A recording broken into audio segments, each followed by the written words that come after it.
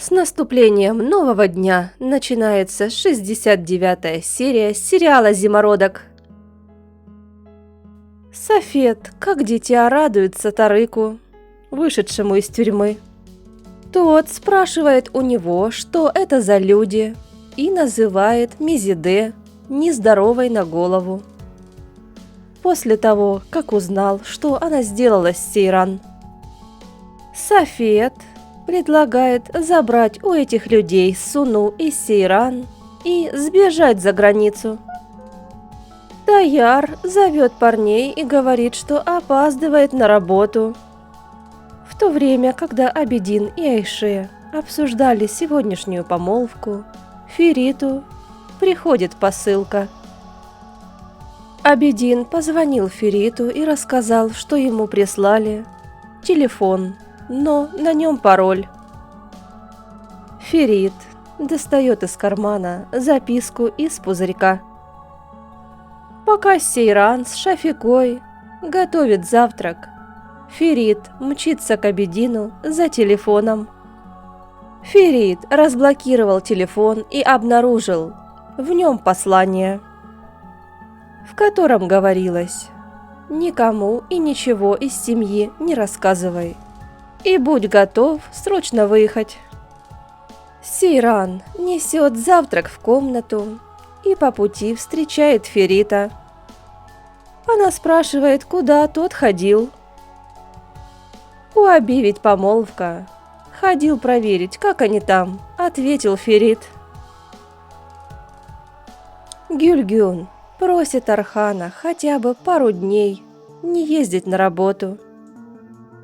«Халис Кархан хочет отделить меня, и на этот раз я окажу ему сопротивление», — сказал Архан. Гюльгюн испугалась, увидев снова звонок от Мезиде. Та говорит ей, что сдержала слово и не тронула ее мужа. И теперь она снова хочет заключить договор для того, чтобы не пострадал ее сын. Тарык спрашивает у Таяра, что он от них хочет. «Поговорим об этом потом», — отвечает Таяр и предлагает Тарыку развеяться. Тарык просит брата быть осторожнее с Мезиде, а сам едет по личным делам. «Наконец-то уехали», — сказал Софет и тоже сел в машину. Архан встречает в коридоре отца и говорит ему, что хочет работать. «Всегда так меня радуй», — говорит ему Халис Ага и обнимает сына. Ферит и Сейран тем временем наслаждаются вкусной едой. «Здесь что-то не так», — говорит Ферит.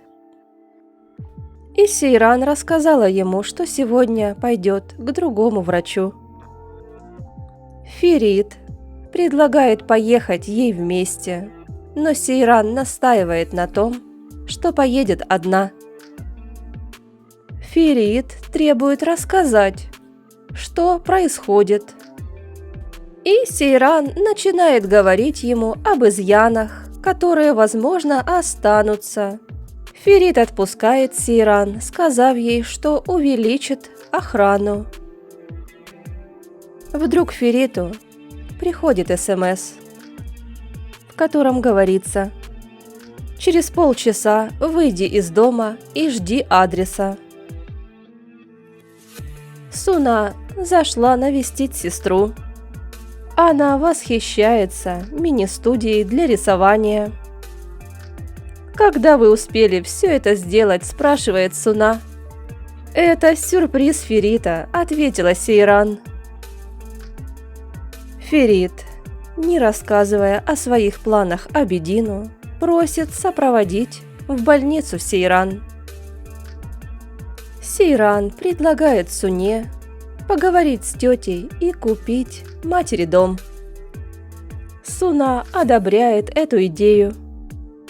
Женщина в каком возрасте о жизни даже не видела», — сказала Сейран. Затем перевела разговор на себя. Суна говорит, что ей не нравятся такие речи. А Сейран говорит, что хочет пойти к врачу, и на этот раз одна.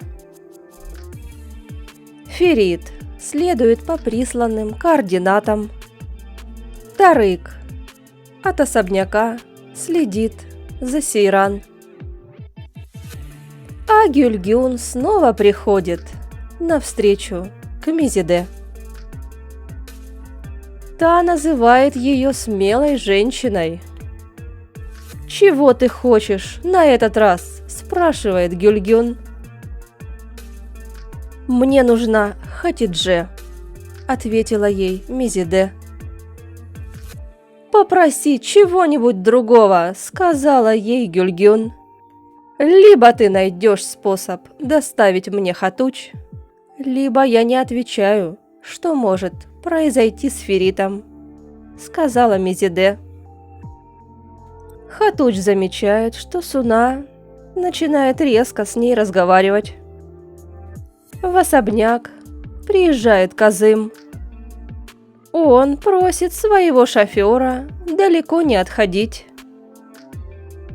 «Проведаю дочь, заберу свою жену и поедем домой», — сказал Казым. Таяр увидел, как Казым обращается с Эсмой. «Здравствуй, господин!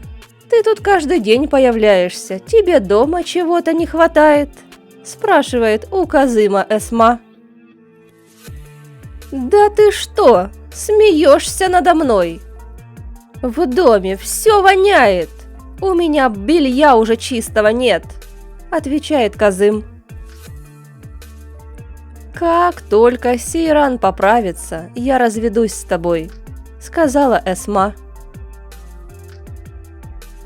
«Но тогда ты скажешь и причину дочерям, по которой разводишься. Или я скажу», — говорит Казым. «Хорошо», — сказала Эсма, — «я продолжу носить секрет.